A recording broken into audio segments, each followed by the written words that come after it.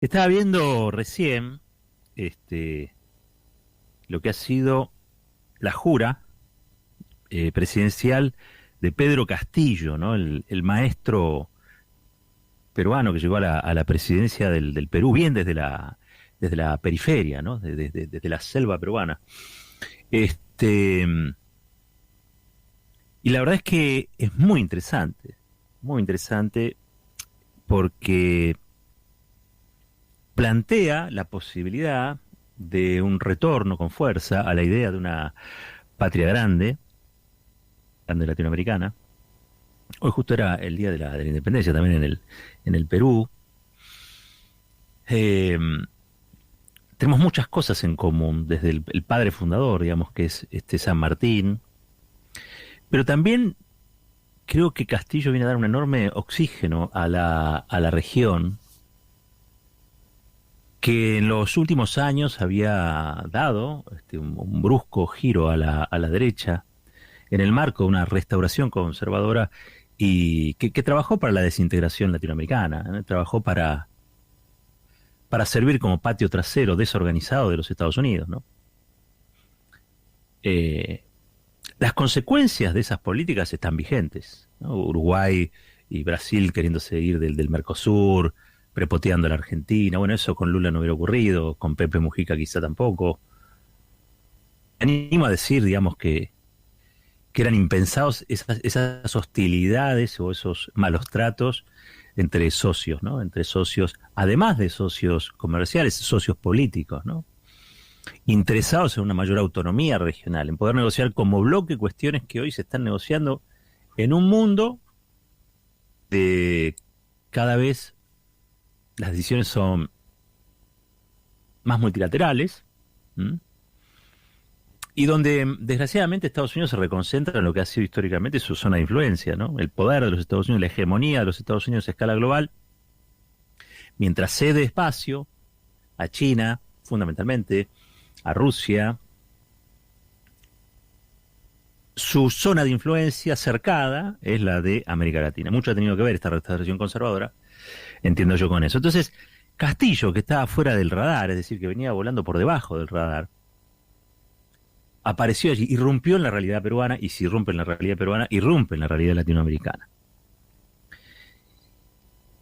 Y es de un partido que se llama Patria Libre, creo, ¿no? El partido de Castillo. Es un partido que se autodefine como marxista-leninista, eh, con todo lo que eso implica, ¿no? Las diversas lecturas que uno puede tener sobre cuáles serían las influencias o qué tipo de izquierda es hoy definirse como marxista-leninista, ¿no? Porque en un punto habría que resignificar también la definición de partido marxista-leninista. Esto no es un partido comunista clásico, llega por otra vía, no llegan por la vía armada, no entiendo que no tiene un comité central. Digo, me parece a mí que es un partido en todo caso de izquierda, con una fuerte impronta indigenista, um, y que enarbola, si se quiere, esto que es de la periferia al centro, ¿no? Porque finalmente un rondero, como se dice, un rondero armado que se defendía en una época de los saqueadores, también del Sendero Luminoso, maestro a su vez con una gran referencia y una gran ascendencia sobre las poblaciones, llega a ser presidente de,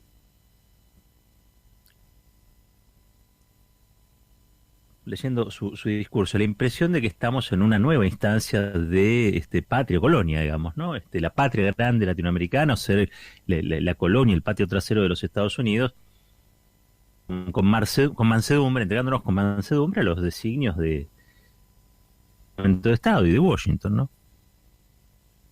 Y la verdad es que allí uno siempre plantea lo colonial en los términos este, de lo que ha sido el siglo XX.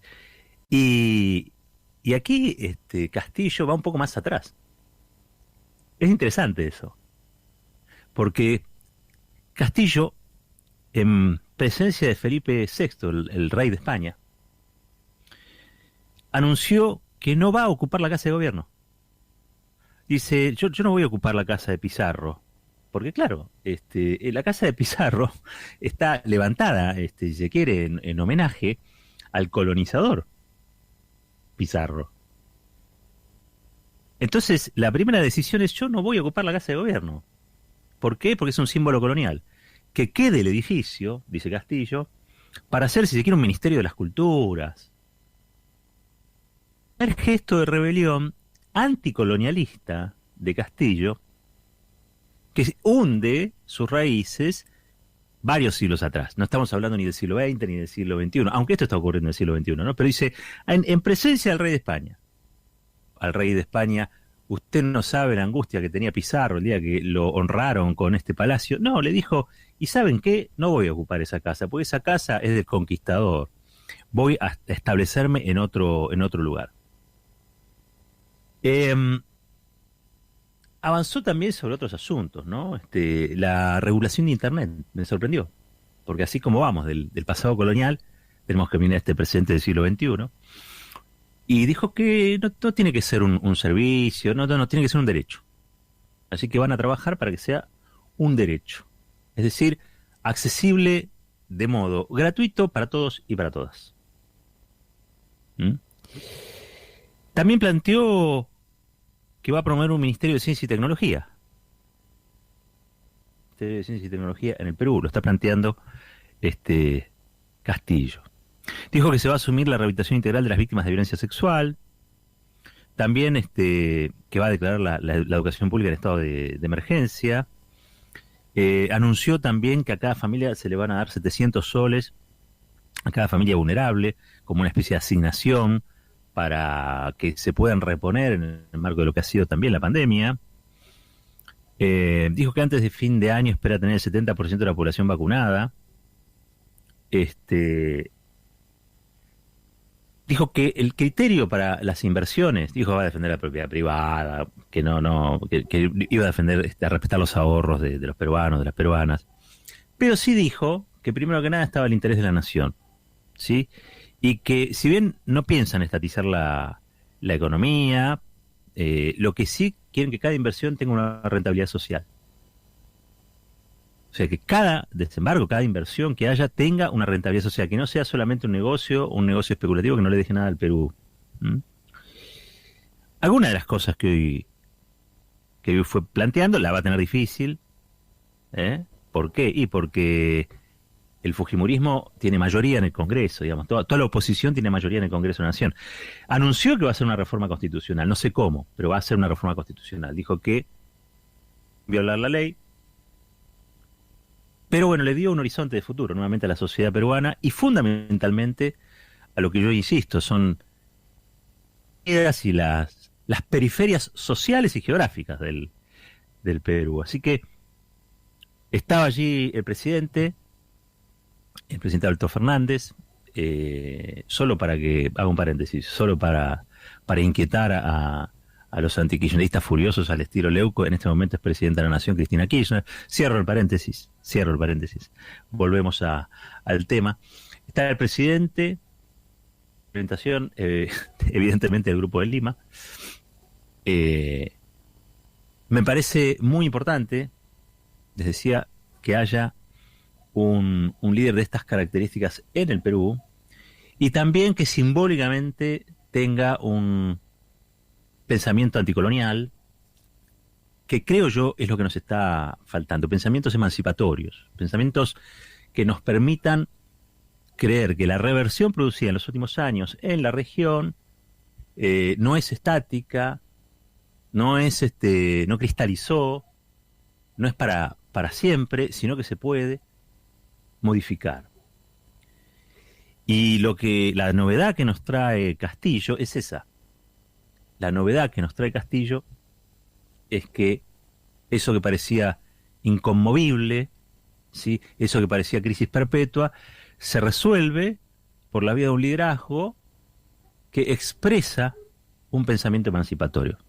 La verdad, creo que es motivo para festejar. Después yo por eso les decía, es una izquierda de características nuevas, o si se quiere, que mezcla factores o situaciones que quizás no están tan presentes en la Argentina, ¿no? Yo siempre me acuerdo que también en el Ecuador de Correa no permitía, entre otras cosas, el matrimonio igualitario o el aborto. Y sin embargo, un líder de izquierda. Bueno, Castillo llega, por ejemplo, diciendo que va a meter el servicio militar obligatorio. Todos los pibes que no estudian ni trabajan, al servicio militar obligatorio. Y reedita un debate, de alguna manera, que en la Argentina lo tenemos saldado de otro modo. De otro modo. Habrá que ver cómo sigue esa experiencia y ese proceso y mirarlo con mucha atención. Bueno, dicho esto del pensamiento colonial, me quería ir hoy a reflexionar sobre las dos tapas de los diarios que ustedes ya saben, la de Clarín y La Nación, que hablan de algo que a mí particularmente lo tengo como una espina clavada, que tiene que ver con el tema Pfizer. Ahora les cuento por qué. Clarín dice hoy en su tapa: después de más de un año, el gobierno le compra a Pfizer 20 millones de dosis. Y La Nación dice en su tapa: tras negarse 8 meses, el gobierno comprará 20 millones de dosis a Pfizer. Bueno, pónganse de acuerdo, usan el mismo calendario, capaz que uno usa el calendario maya y los otros usan el calendario azteca, no lo sé. Pero o es un año o son 8 meses. La verdad es que no es ni un año ni es 8 meses. Los que se negaron a venderla a la Argentina fueron los de Pfizer. Vamos a aclarar primero que nada, no es que el gobierno no quiso comprar, es que Pfizer no quiso vender. No quiso vender en las condiciones que sí quisieron vender otros laboratorios. Argentina, durante todo ese proceso, se garantizó lo que no podría haber garantizado si hubiese firmado contratos leoninos, ¿sí?, con Pfizer desde el comienzo. Imagínense ustedes firmando con Pfizer y que recién las vacunas estuvieran disponibles entre 8 meses o un año después, porque la realidad es esa. Hoy Pfizer empieza a colocar su producción de vacunas porque ya tiene excedente, porque ya abasteció al mercado de los Estados Unidos, porque ya abasteció también a todos aquellos que había desabastecido durante meses, como ocurrió con Brasil, como ocurrió con Chile. Entonces, ya de por sí estamos hablando de, como casi siempre, una mentira en nado sincronizado, como decimos, ¿no? Pero en este caso, bueno, con la pifia de 4 meses de diferencia. ¿Por qué dice Clarín un año? Bueno, porque Clarín dice desde que se empezó a negociar con Pfizer. Sí, es verdad. Pfizer acá incluso usó instalaciones del hospital militar, tuvo muchas facilidades, pero después no quiso aceptar una ley argentina en aquel momento que sí aceptaban otros que pudieron garantizar, como los rusos de Gamaleya, como los Sinopharm de China, pudieron garantizar el primer abastecimiento de vacunas. Si en aquel momento hubiera habido un contrato y si Pfizer hubiera aceptado lo que se votó en una ley del Congreso, oficialismo y oposición, sí, oficialismo y oposición, Pfizer nos hubiera generado un problema mayor porque se comprometía a hacer cosas que después no hizo con nosotros, obviamente porque no había contrato, pero no hizo con Brasil y no hizo con Chile. Ahora, por el otro lado, yo veía que ahora lo denunciaron a presidente porque dicen que hay creo que es una modelo que es amiga de la primera dama o algo así, que lo visitaba en Olivos. Y esto es una sinvergüenzada. La verdad que es una sinvergüenzada. ¿Por qué?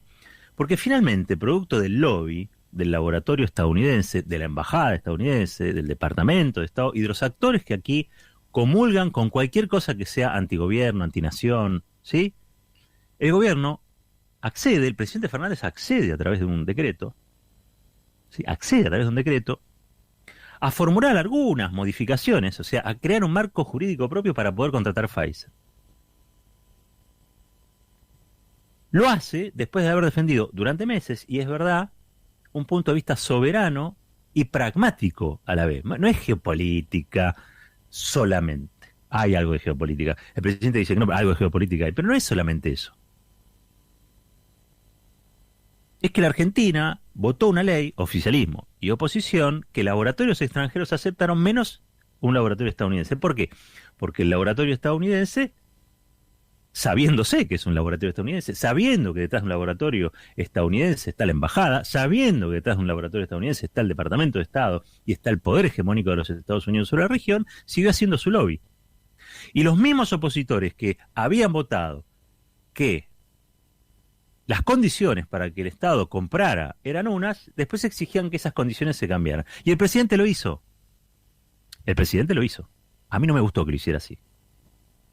Pero entiendo que, habiendo una posibilidad de incrementar el caudal de vacunas, hizo lo correcto. Desde el punto de vista pragmático, hizo lo correcto. Ya tenía la provisión de Gamaleya, tenía la provisión de Sinopharm, estaba la posibilidad de que Estados Unidos donara vacunas. Bueno, era crearle un marco jurídico finalmente para que Pfizer aceptara contratar con el Estado argentino, aceptara venderle vacunas al Estado argentino. Cuando yo digo que no me gusta es por el símbolo. Ahora, también es cierto, Nicolini en su carta a los rusos le decía, mirá que si ustedes no nos dan, nosotros estamos ahora firmando con los Estados Unidos, nos van a mandar vacunas, y la verdad que sería una picardía, porque ustedes fueron los primeros, nosotros le compramos, de alguna manera nos asociamos en hacer conocida Sputnik, o sea, todo lo que dijo allí Nicolini, para mí es lo que un funcionario tratando de conseguir vacunas y tratando de presionar a los que te están de alguna manera demorando la entrega, hay que hacer, digamos, si uno hace, creo que esto ya lo comenté, si Nicolini no hubiera hecho lo que hizo, hubiera faltado los deberes del funcionario. Y eso es un delito. En la administración pública es un delito. ¿Y saben qué? La oposición lo sabe. ¿Y saben qué? Los periodistas que salieron a pegarle también lo saben. Y si no lo saben, son unos ignorantes. Entonces actúan de mala fe. Con malicia. Con malicia. Volviendo a Pfizer, digo, después de que el presidente hace esto, que lo hace sabiendo que tiene un costo político, pero la verdad es que se metió el costo político en el bolsillo tratando de conseguir las vacunas. Y fue el presidente que trató soberanamente de resistir cualquier tipo de presión y lobby. Lo hizo durante meses. Durante meses. Si la oposición no hubiera hecho en conjunto con los medios concentrados este operativo de pinzas para convencer a un sector importante de la sociedad, no poquito, a un sector importante de la sociedad, de que las vacunas no estaban llegando porque Alberto Fernández no había contratado, no había firmado con Pfizer, porque estaba encaprichado y en una especie de amor carnal con Putin. Recordemos que toda esa construcción se hizo. Y esa construcción va erosionando, va minando las posibilidades soberanas, porque aparte, cuando la discusión es vida o muerte, es decir, vacuna o no vacuna, COVID o vacuna, digo, no tiene mucho margen un presidente que cuida la salud, digo, ¿eh? No había mayores motivos para que el presidente se negara. Bueno, bancó la soberanía hasta, la soberanía total, hasta que se produce un cuello de botella y hasta que la circunstancia general lo pone en una situación desventajosa. Eso hay que decirlo también. Lo dijo Máximo Kirchner en un discurso en la Cámara de Diputados, el presidente de la bancada de diputados del Frente de Todos. Dice, si tuvimos que ceder ante un laboratorio, no me imagino lo que va a pasar cuando negociemos, tengamos que negociar cosas serias con el Fondo Monetario Internacional. Pero no se lo decía, la verdad es que no se lo reprochaba a Alberto Fernández. Él hacía una descripción de lo que estaba ocurriendo del mismo modo que lo puedo describir yo, pero aparte en ese momento se estaba dirigiendo a la oposición. Dice, muchachos, ustedes hicieron esto, ustedes hicieron lobby para que el presidente tuviera que firmar un decreto, para favorecer un laboratorio extranjero. Ustedes hicieron el lobby, le dice. Y ustedes hicieron el lobby a pesar de que esto puede llegar a vulnerar la soberanía, sin reconocer que se defendió en todo ese tiempo al Estado y se defendieron bienes públicos. Se trató de que a partir del tema de vacunas tampoco Argentina tuviese que resignar recursos naturales. Digamos, durante meses hubo una resistencia grande. Es decir, se negoció en condiciones de dignidad. Eso era la dignidad nacional. La primera ley que votaron, insisto, Máximo Kirchner y también votó Mario Negri. Y después, por supuesto, el Senado con Cristina. Digo, hubo prácticamente unanimidad en aquella ley originaria que permitió que se contrataran vacunas con Gamaleya, con Sinopharm, etcétera, etcétera. Digo, esas cosas, con AstraZeneca, esas cosas hay que decirlas. Ahora, en un momento se descuelga la oposición. En un momento la oposición se descuelga de esa norma y se pone al servicio del laboratorio extranjero. Entonces, lo que Máximo le decía, ustedes se van a descolgar y van a ponerse al servicio del Fondo Monetario Internacional, y así es imposible. Porque, claro, uno dice, Está bien, pero no hay que darle bolilla a la oposición. ¿Cómo le vas a dar bolilla a la oposición? La oposición maneja, representa algo. En todo caso, habría que encontrar en la oposición algún sector más sensato, con alguna mirada nacional, que no se deje manejar por Mauricio Macri y que no se deje manejar por el Departamento de Estado. Está difícil, está difícil. Y la verdad es que en ese punto, y en el marco de una pandemia, que todo lo complica, yo vuelvo a insistir que el presidente creo que hizo lo mejor que pudo las cosas. Lo mejor que pudo las cosas. Ahora, obviamente que cuando firma el decreto, cuando permite el marco jurídico, cuando hoy se anuncia que llegan 20 millones de dosis, la oposición, tanto política como mediática y empresaria, me animo a decir también, tendrían que haber aplaudido y decir, bueno, qué sé yo, la verdad estuvo muy bien. Listo. Ya está, conseguimos la vacuna, le hicimos lobby al laboratorio, nuestro lobby trajo 20 millones de vacunas más, festejemos todos. Hay 20 millones de vacunas más, en teoría, según el contrato, para los argentinos y las argentinas.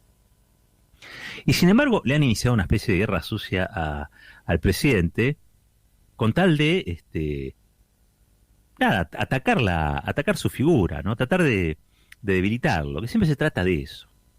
Los gobiernos populares tienen con eso un gran problema, ¿no? Un gran problema. Estaba leyendo hoy, miren, escuchen esto, porque denuncian penalmente a Alberto Fernández y a la modelo Sofía Pachi por incumplir las medidas de aislamiento. 2 dirigentes opositores acusaron al presidente de romper la cuarentena a partir de la filtración del listado de visitas a Olivos. Uno de los dirigentes opositores, que yo no sé qué dirigen, pero uno dirigente es Yamil Santoro, precandidato a legislador porteño en la lista de Ricardo López Murphy. ¿Sí? Que ese es un poco más conocido. Y tiene el patrocinio de un abogado llamado Juan Martín Facio. Y esto es noticia. Esto es noticia. Les voy a contar, Sofía Pachi es amiga de la primera dama. Así que sí, entró a Olivos, evidentemente es amiga, debe estar recurrentemente yendo. No entiendo cuál sería el delito de que la primera dama tenga amigos o amigas, y no entiendo cuál es el otro domicilio donde el presidente tiene que recibir, o la primera dama, la compañera del presidente, tiene que recibir gente. Esto es una operación de limado, desmerilamiento de la figura, en el marco de una campaña electoral. Pero como uno sabe a quién reportan estos muchachos, a quién reporta López Murphy, a quién reporta Yamil Santoro, digo, ahora que encima le compra las vacunas el Estado argentino, un laboratorio de los Estados Unidos, le hacen esto al presidente, así paga el diablo. Entonces hay que hacerse el antiimperialista. Digo, ya está, hay que ponerse la vincha y hay que hacerse el antiimperialista. Y bueno, si pretenden eso no va a ocurrir. Pero tampoco exijan tanto, no estiren tanto la tela de la realidad. Porque la tela, cuando se la estira mucho, se rompe. Cuando se estira mucho la tela, se rompe. Empezamos hablando, y con esto termino ya, empezamos hablando de el discurso de Castillo, un discurso anticolonialista, un discurso que le dijo a Felipe VI, el rey de España, en su cara: no te voy a usar el palacio de tu conquistador. Además le reprochó, ¿no?, que el desarrollo europeo tiene que ver con lo que se robaron de acá, de las colonias, se lo dijo adelante. Castillo es todo lo contrario al señor que decía: ay, qué angustia, nos tenemos que liberar, que tuvimos aquí como desgraciada experiencia como presidente. Pero allí hay algo en eso, en ese anticolonialismo, en ese pensamiento emancipador, que yo creo que la región tiene que retomar, lo decíamos al comienzo. Y creo que también con la experiencia de lo ocurrido en materia de las vacunas y en el marco de la negociación que tenemos con el Fondo Monetario Internacional, hay que recuperar ese espíritu de patria grande y hay que recuperar el pensamiento emancipador. Insisto, si yo tengo que elegir al Alberto Fernández, que firma el decreto de Pfizer, o tengo que elegir al Alberto Fernández, que mandó un proyecto de ley, que compró vacunas con ese proyecto de ley, que consiguió vacunas para aplicar en la Argentina e inmunizar a su sociedad, a su pueblo, que bancó durante meses y que soportó una campaña despiadada de opositores y de embajadas extranjeras, hasta que finalmente tuvo que armar un decreto para Pfizer, yo me quedo con ese Alberto Fernández, ¿eh? Ahora es el mismo, está clarísimo que es el mismo. El mismo en un proceso, ¿sí? Un proceso donde todavía no había transcurrido el 40% de la pandemia hasta el presente, y otro proceso ya con muchos meses más encima, con fastidio social y con una oposición trabajando fuertemente para desestabilizar al gobierno y a la figura presidencial, que encarna la voluntad popular. Olvídense, le están pegando al que lo votó en el tercer cordón del conurbano. No importa lo que haga Alberto como presidente, eso apenas hay que empezar a tenerlo presente. Le pegan a Alberto por Alberto, no es que no le gusta los bigotes, el perro, que viven por... No, no, no. Le pegan a Alberto porque Alberto, hay alguien en el tercer cordón que lo votó con esperanza. Esa es la realidad. Después Alberto, vaya a saber qué hace con eso. A veces creo que acierta, a veces creo que desacierta. A veces me parece que desacierta más de lo que acierta y a veces, sinceramente, me parece que acierta más de lo que desacierta. Una definición, como algunos escucho, que tienen tan formada la opinión sobre el presidente propio, sin reconocer que enfrente me parece están todos los que lo definen. Porque una cosa es una figura política actuando por la libre, otra es la figura política condicionada. ¿Quiénes son los que intentan condicionar a Alberto Fernández? Y ahí te vas a dar cuenta quiénes son, o qué representa, o qué intereses representa Alberto Fernández y el gobierno del Frente de Todos. Apuntalar. Cuanto más le pegan, es lo que más hay que apuntalar. Porque cuando la figura del presidente esté lo suficientemente deslucida y el gobierno lo suficientemente debilitado, en la Argentina no es que va a venir un tiempo mejor, va a venir un tiempo peor. Va a venir un tiempo peor. Si queremos que haya un pensamiento emancipador en la Casa Rosada, lo que hay que hacer es bancar la parada. Cuando la nación le sale a pegar con estas cosas a Alberto Fernández, justo en el día en que consiguió las vacunas, el contrato, el presidente argentino estaba abrazándose con el presidente que en la cara al rey de España le dijo: yo no me siento a tu mesa. 31 minutos pasaron de las 7 de la noche. Esto es Fuerte y al Medio.